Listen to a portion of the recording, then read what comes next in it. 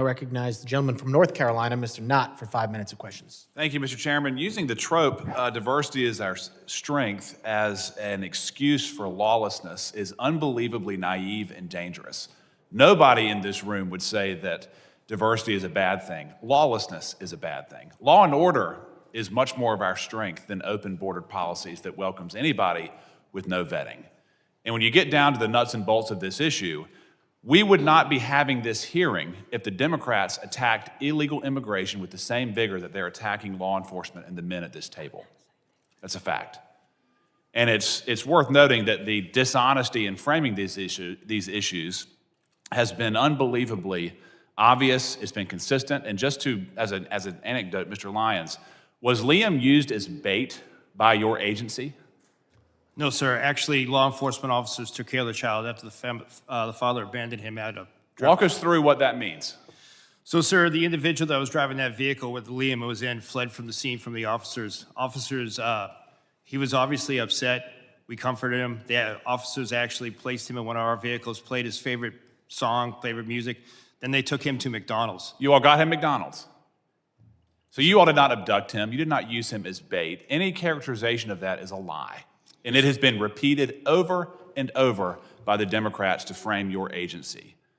You know, it's worth noting again that the Democrats fought to prevent any vetting of 20 million illegal immigrants into this country over the last 4 years.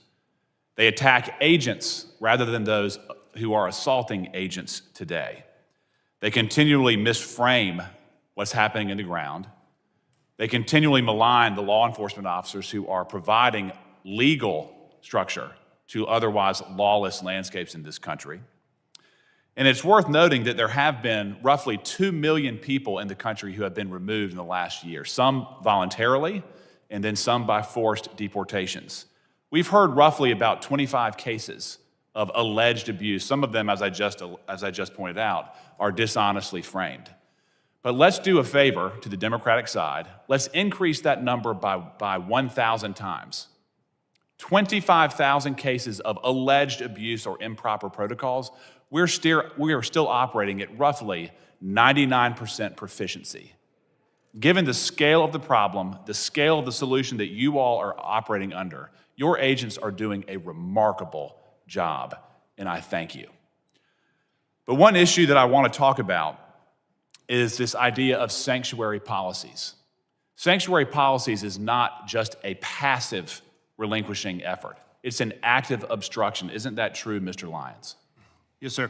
And what I mean by that is, when I say it's an active, to be specific, there are sanctuary states and cities that will release violent criminals rather than handing them over to pursuing federal law enforcement. Isn't that correct? That is correct, sir. I left the hearing a few moments ago just to find a quick example. Here's one right behind me. Just 30 hours ago, an illegal alien arrested for stabbing an American in the back. He was charged with attempted murder. He pled to a lesser offense. The feds wanted him, sought a detainer, and then rather than hold him for your agent's pickup, he was released back into the streets of Maryland. That is not an unusual action from local hostile law enforcement, is it, Mr. Lyons?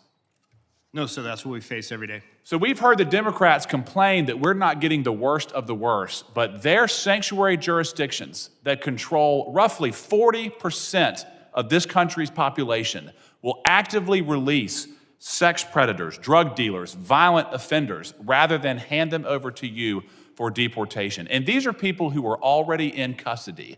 Am I correct, Mr. Lyons? Yes, sir. The individuals were already deemed a public safety threat by local or state law enforcement. And then when they get a federal detainer, they will release them on the street rather than turn them over for deportation. Yes, sir. It's disgusting. Mr. Scott, I want to talk to you briefly. I'm running out of time. How many cities does your agency operate in? We operate nationwide. Why is it that there is so much tension in Minneapolis, St. Paul right now?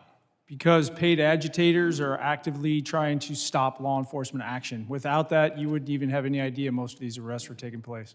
In many parts of the country, local law enforcement assists your efforts to bring legal structure to these lawless areas. Isn't that correct? That's correct. And when order is maintained, you can do your job peacefully, correct?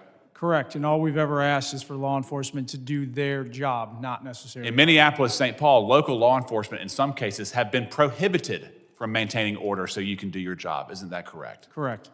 Gentlemen's time is I yield expired. back. Thank you. I now